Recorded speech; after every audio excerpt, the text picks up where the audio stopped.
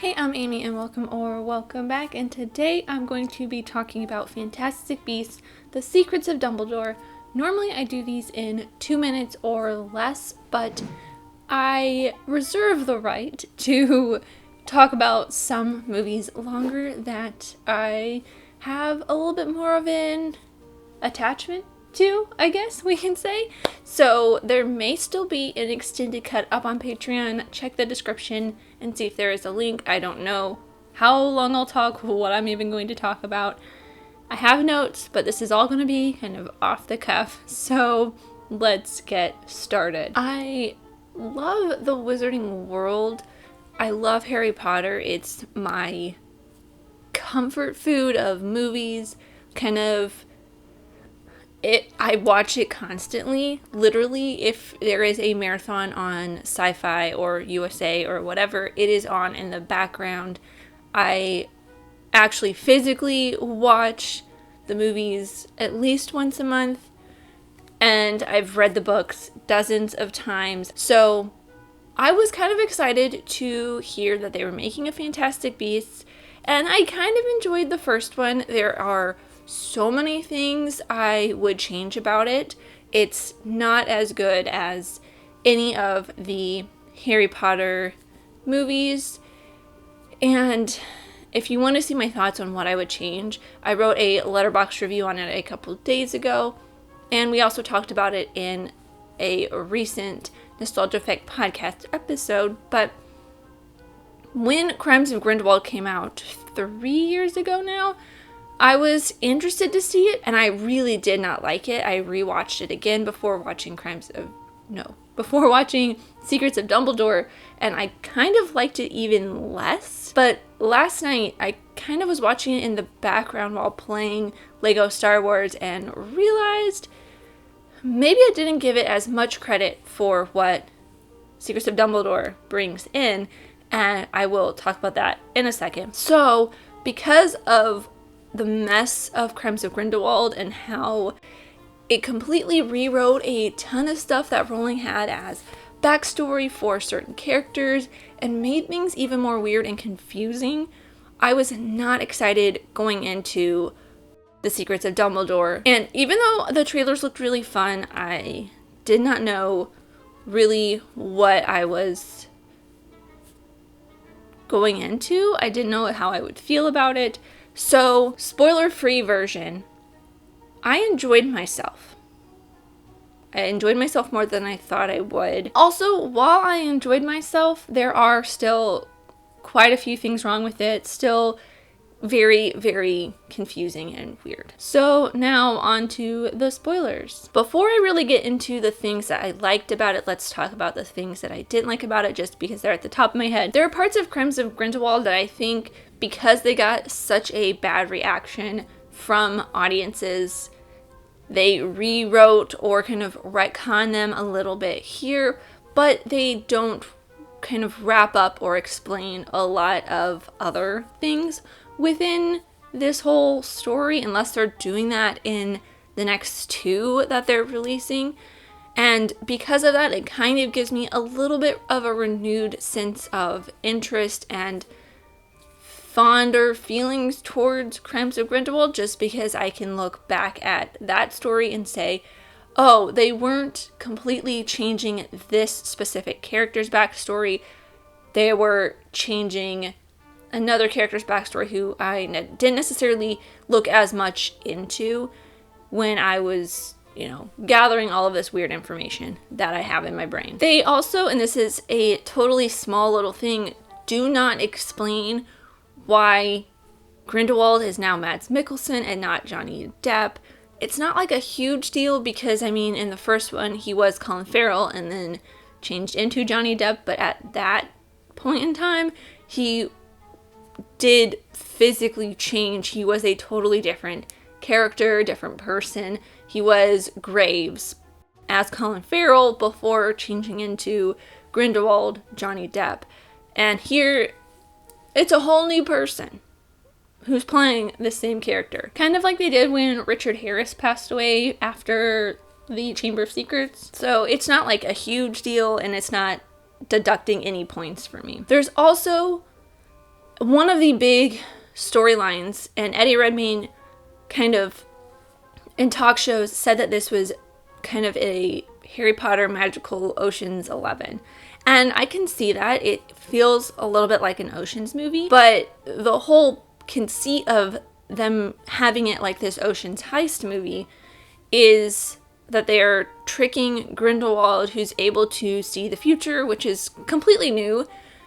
They don't explain if he is a seer like Trelawney is, or Trelawney's grandmother, things like that. Because it's totally different than the seer that Trelawney is, where she just gets visions and Grindelwald can just do something and smoke a skull hookah or whatever and is able to see the future, or just looks in a reflection and can see the future. That they don't explain in either Crimes of Grindelwald or Secrets of Dumbledore. And that's one thing that I'm not like super... it's kind of confusing unless they are going to explain it in the future.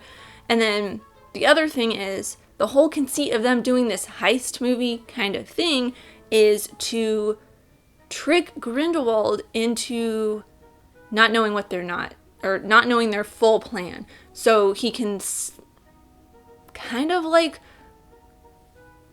well, but he's not the one. Okay, I'm getting myself a little bit annoyed.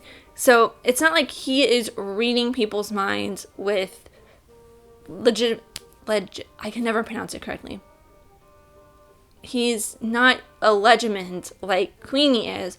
She's the one that's reading people's thoughts. So it's not like he's reading their thoughts to know the plan. And they keep saying not everyone can know the plan. And that has really nothing to do with what Grindelwald is doing. But I guess if they all know different parts of the plan, and they're all doing different parts for what they know, and they don't know what somebody else is doing, that may change the way he sees the future, but they don't really show how that really does anything to him until the very, very last second, which I will not spoil, because it is actually kind of really good that when it happens, it's really fun. But I kind of predicted that would happen. You kind of predict it would happen way early on. Well, way before they even get to this specific section, this third act of the movie. There's also this whole thing with Credence's mother, which they kind of explained in Crimes of Grindelwald, but they don't fully even explain it here, because when they explained it in Crimes of Grindelwald, it's a little bit broken up still. You don't really get to see it. And you really think for the majority of the time he is part of the Lestrange family, which, I don't know. That whole part is confusing, so I'm interested to see if they wrap that all up, fix that in 4 and 5, or they give us a little bit more information in 4 and 5, because at parts it feels like Credence really doesn't have anything to do with the story going forward. It is switching more from Newt Scamander and his Fantastic Beasts to this Battle of 1945 that's supposed to happen between Dumbledore and Grindelwald, which will be probably the crux of the 5th movie. There's a lot of confusing bits and pieces in here. I'm interested to see where it's going. So some of the good things, I love Mads Mikkelsen. Mads Mikkelsen is perfect. He should have been Grindelwald the whole time, and I really don't know why they didn't do that in the first place, but I guess they already had Johnny Depp. And I enjoyed the fact, and I think the reason that this one was more coherent is because Steve Kloves was a co-writer in this, where he had written the entirety of Harry Potter minus Order of the Phoenix. But it was nice to have someone in there kind of changing, fixing whatever Rowling had done from the first 2, where she was the sole writer. I also like the fact that they did a couple things to edge out Ezra Miller, because I think WB is trying to get them out as soon as possible, and they may show up in the beginning of 4. Something that really made me happy was this was actually a Fantastic Beasts movie, where with Crimes of Grindelwald, there was only a small handful of beasts. It was pretty much the beasts that live in Newt's suitcase or in the basement of his house, and the Chinese dragon thing that he found. It's like a capybara or something maybe that he found. He was trying to find Tina. That's pretty much it. Maybe the fox, which I'm assuming the phoenix in both of these, the second and the third one, is fox. There was a ton. The whole plot basically centered around a Fantastic Beast, and I really hope that they continue to do that in the next 2. I honestly, to wrap this kind of up a little bit, because I'm kind of just rambling and going on, and I have other things to do today, and you probably have other things to watch. So I had a lot of fun. I really enjoyed myself. I didn't think I would, which probably is the reason why I am rating this a lot higher than I normally would. Like, I gave it a 4.5 out of 5 on Letterboxd. I normally, if I was watching this as a lay person who didn't necessarily care as much about Harry Potter as I personally do, maybe a 3 out of 5, but my rewatch score for this would be Redbox, but I am definitely going to be purchasing the Blu-ray when it comes out, because I have the first 2. I have the entire set of Harry Potter. I even have the screenplay books for the first 2, and I will probably be getting the screenplay book for this one when it comes out in June. But let me know what you guys think of Fantastic Beasts: The Secrets of Dumbledore in the comments down below. Did you enjoy it? Did you not? I know there's a lot of people who really, really liked this, who did not like the second one, and there's a lot of people who didn't like it. So let me know. Thank you guys so much for watching. I really, truly do appreciate you, whoever you are. Let me know who you're in the comments down below, and let's be friends. If you enjoyed this, leave a like and subscribe if you're new, because I love talking all things movies, TV shows, filmmaking, film history, all that fun stuff. And I'll see you next time. Bye.